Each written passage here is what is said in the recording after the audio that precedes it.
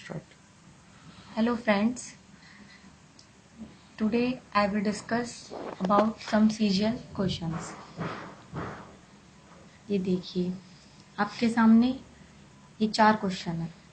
Under root 6 plus under root 6 plus under root 6 plus under root 6 है, सब में क्या लगा हुआ है under root up to infinite. हमें इसकी वैल्यू फाइंड करनी है।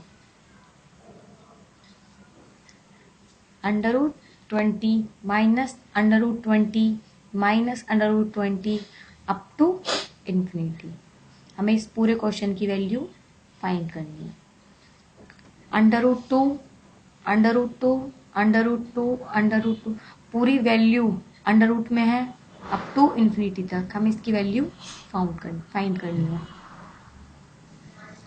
Under root 7 under root 7 under root 7 to to infinite. हमें इसकी वैल्यू फाइंड करनी है। देखिए अगर हम इसके ट्रेडिशनल अप्रोच आपको सिखाएं तो ये बहुत लेंथी क्वेश्चन हो जाएगा। हम यहाँ आपको शॉर्ट ट्रिक्स बताएंगे जिससे क्वेश्चन कुछ सेकंड्स में ही सॉल्व हो जाएगा। देखिए पहला क्वेश्चन एंड दूसरा क्वेश्चन दोनों सिमिलर है, बस कहाँ फर्क है, जहाँ पे साइन प्लस है वहाँ साइन माइनस है। सेम क्वेश्चन है, बस जहाँ प्लस है वहाँ माइनस है। इस क्वेश्चन में ये क्वेश्चन किस में है इनटू में। यहाँ प्लस साइन कुछ नहीं है, यहाँ क्या है सिर्फ इनटू, यहाँ भी क्या है इनटू। अब इन क्वेश्चंस को सॉल्व करने से पहले मैं आपको एक बात बताना चाहूंगी। Prime numbers, what is prime numbers. देखिए बहुत ज़रूरी है आपके लिए समझना कि प्राइम नंबर्स क्या होते हैं। प्राइम नंबर्स वो नंबर्स होते हैं जो 1 एंड इटसेल्फ, 1 से या अपने आप से जो नंबर कट जाते हैं उन्हें क्या कहलाते हैं प्राइम नंबर। जैसे 1 5 1 3 3 भी होता है, 1 3 5 7 11 13 17 एक्सेट्रा। 1 अपने आप से कटेगा या 1 से कटेगा, 3 1 से कटता है या अपने आप से कटता है, 5 अपने आप से कटता है या 5 से कटता है। तो ये कुछ प्राइम नंबर्स हैं। प्राइम नंबर्स वो होते हैं जो 1 से या अपने आप से कट जाते हैं। आई होप सो आपको प्राइम नंबर समझ में आ गए होंगे। अब इन क्वेश्चंस को देखिए। एक चीज और बताना चाहूंगी मैं, फैक्टर जिसे हिंदी में गुणनखंड कहते हैं, गुणनखंड करना। देखिए गुणनखंड फैक्टर कोई नंबर है हमारे पास, जैसे फॉर एग्जांपल 20, हमें इसके फैक्टर करने हैं। तो फैक्टर का मतलब वही, हम इसके एलसीएम लेंगे। 2 1 जा 2, 2 5 जा 10, 2 2 5 1 जा 5। तो हमने इसका एलसीएम ले लिया। अब जो वो हमसे पूछेगा हम उस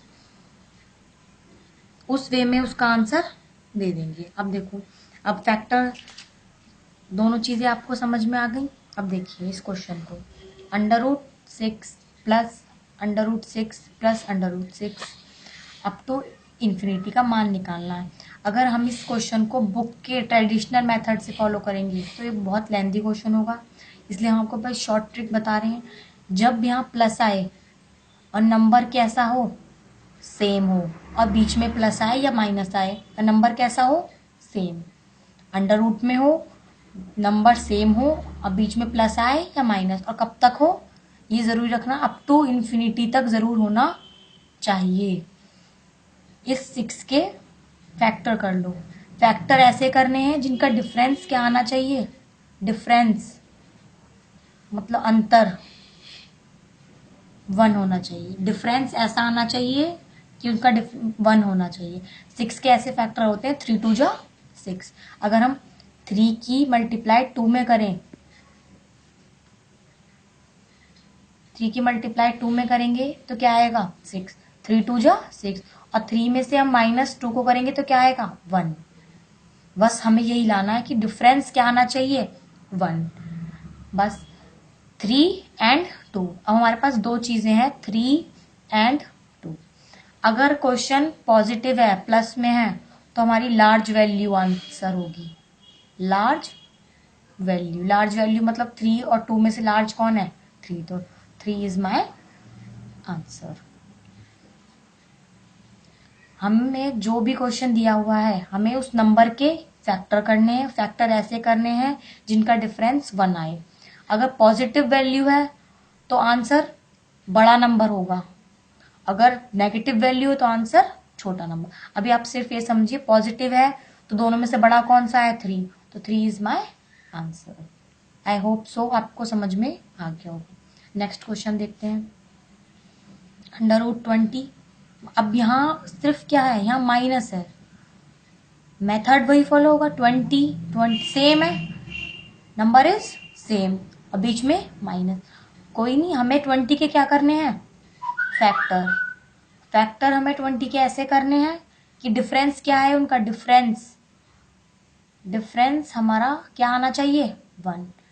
20 के फैक्टर होते हैं 5 4 जा 20 और 5 - 4 = 1, तो हमारा बिल्कुल ठीक आ गया 1। 5 4 जा 20 नंबर आ गया, और 5 में से अगर हम 4 को माइनस करेंगे तो क्या आएगा 1, और 1 ही हमारे आना चाहिए। डिफरेंस हमारा 1 आ गया।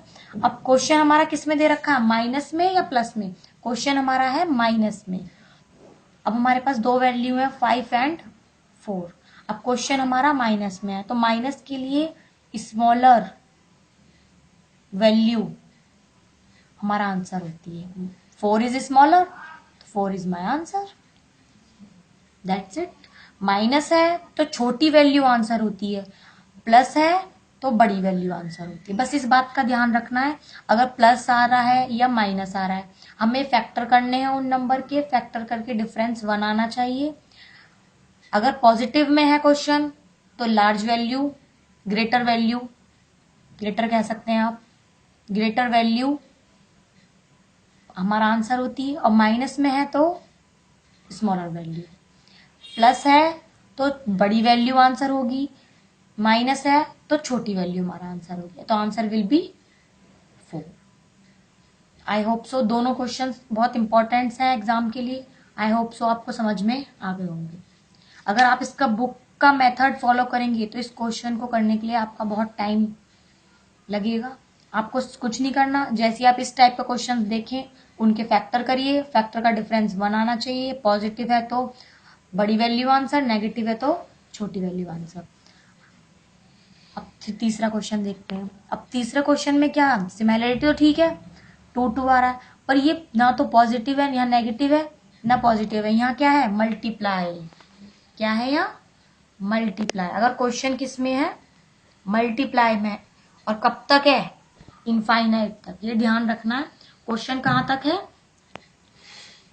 सिमिलर है, किसमें है मल्टीप्लाई में है, तो कुछ नहीं करना, so simple, answer is 2।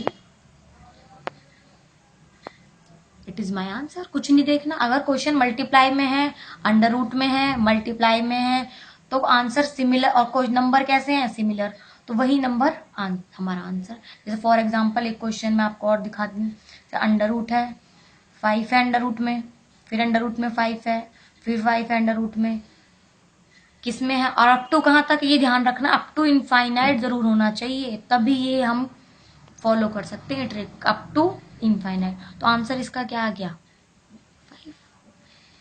I hope आपको समझ में आ गया होगा। नेक्स्ट क्वेश्चन देखते हैं फोर्थ क्वेश्चन में। ये देखिए ये भी सिंपल है, √7 अप टू कहाँ तक है इनफाइनाइट तक, तो आंसर विल बी 7। एक क्वेश्चन मैं आपको और बताना चाहूंगी, देखिए एक क्वेश्चन देखिए, अंडर रूट में है 2